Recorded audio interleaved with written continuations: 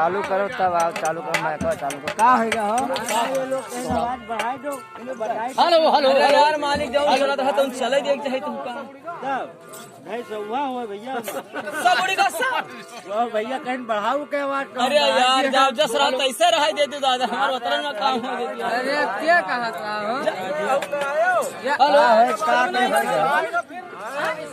हिलाएगा तो क्या दिक्कत तू असर आएगा क्या कहते हमारा नाम जालिम है बिल्कुल जालिम है साहब वारे मादा मादा दादा मादा के दादा बढ़ाओ आवाज नहीं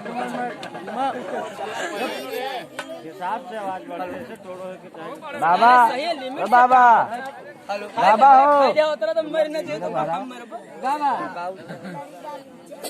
बाबा कर रहे अपन वाली सुहार तो सुनाए। हाँ लड़का मुन्ना नहीं जाते। हाँ अपन वाली सुनाए। चलो यहाँ देखा चले अरे हम तो सुनाओ यही बेचना। हाँ तब बोलो मैं बंद कर लो।